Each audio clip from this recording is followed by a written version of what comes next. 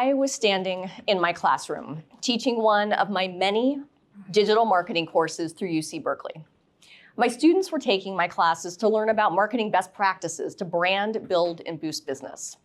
It was a week before the final projects were due. Since my students were professionals, entrepreneurs, business leaders, I thought instead of some generic, boring final project, I would give my students full rein to claim their education and to make this final project something that they could truly put into practice to benefit themselves personally or professionally. There were so many ways they could approach this. They could work on personal branding, as doing things as simple as optimizing their LinkedIn profiles. They could create a social media strategy or optimize their website or look at an audit of all of their marketing to get more out of their time and money and budget. There were so many possibilities. And I thought my students would be so excited, and I looked out and I saw nothing but stressed and overwhelmed faces. I knew I had to break down whatever ick, yuck, negative marketing mojo that was going on in their heads and move them into breakthroughs and fast. To stop stress and move into success, I had to provide clarity. And I thought there was no better way than to go back to the basics of marketing. I walked over to my laptop and we pulled up the definition of marketing on Google. And you can search and find something very similar, if not identical to this today. Promoting, selling, advertising.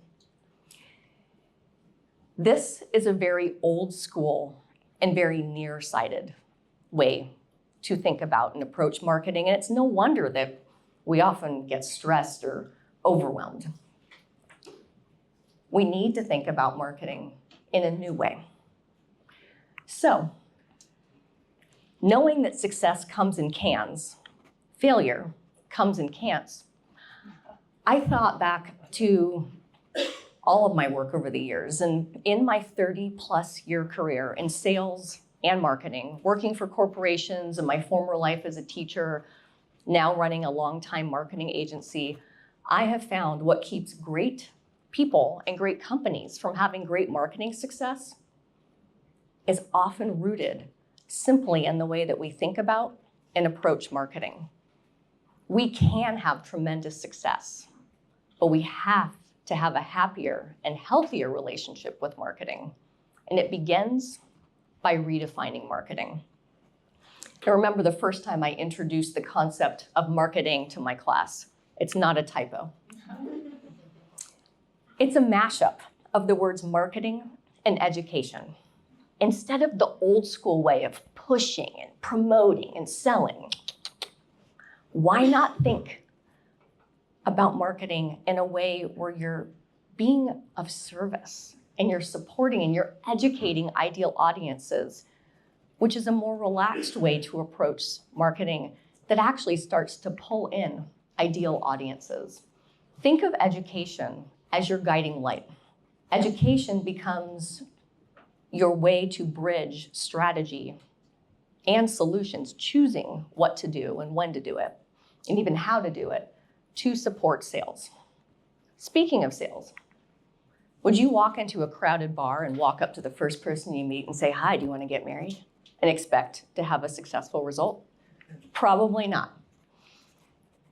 Just like in dating, in marketing, you have to date first in order to find that perfect relationship. It's a process.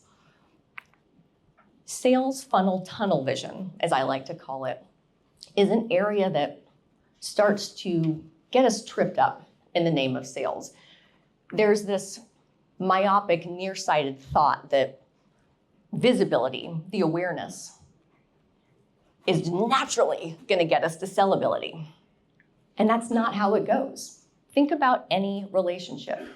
There's the connection, but it has to happen first with some communication. And if we spend more time nurturing our sales funnel and communicating with clarity, Then we start to build those connections. And when we communicate clearly, those connections equal conversions. So we have visibility, but we have to build credibility to get there. Stanford University did a research project years ago called the Web Credibility Guideline Study.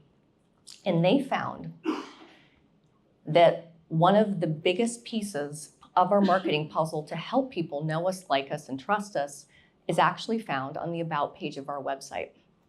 Believe it or not, that's the most visited page of a website other than the homepage. People want to know who we are, what we do, whom we serve, who's behind the company. Storytelling supports selling. Have you heard the old saying, if you want to be interesting, be interested?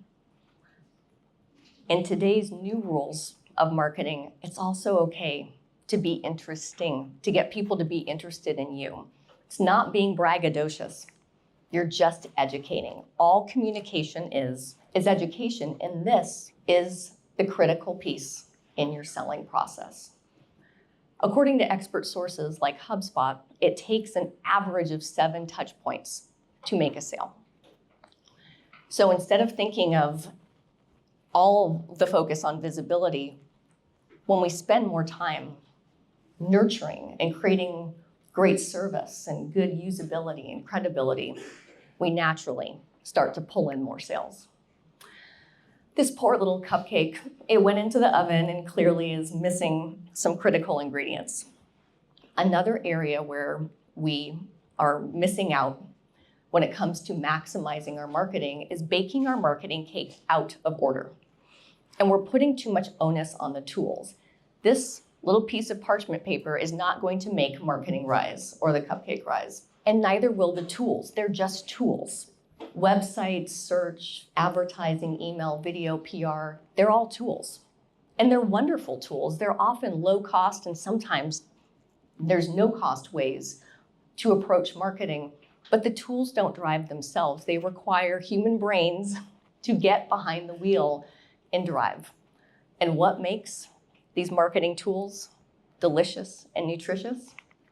Content. Experts in the industry say that content is king. Authorities in the industry understand that content is the whole entire kingdom. Content is your marketing super ingredient to brand build and boost business. Ask yourself these 2 simple questions. Who are your ideal customers? And what do you need to help your audience understand? 2 simple questions. We asked a client of ours who came to us for marketing optimization. They weren't sure if they were spending their time or money well, who their ideal customers were. And this was a winery. And they said, our customers, high net worth, they're foodies, they love to travel, they obviously love wine, but particularly they love organic wine.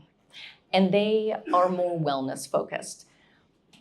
What do you want to help them understand? Well, the founders had a background in hospitality. They left that industry to study winemaking, went to Europe, fell in love with organic practices, brought these practices back to the winery. And I said, great, let's start unpacking all of your marketing assets. We hit the homepage. The rule of the homepage is it needs to say immediately who you are, what you do, and whom you serve, clearly. I said, well, I don't see anything about organic. They're like, oh, that's because the organic seal is on the footer of our website, in the deep, dark, fiery pits of their website. And I said, okay, well, that's fine where it's at, but we need to use that language more immediately. What else are we doing with marketing? And they showed us their email newsletter, which was gorgeous, this gorgeous piece of content they created every month, personal letter from the founders, beautiful photography of the winemaking, new products. The average open rate was what their open rate was, and it was around 20 to 30%, which meant that all of this effort was being lost on a majority of their opt-in list. So instead of going out and looking at new tools, we just repurposed what they already had.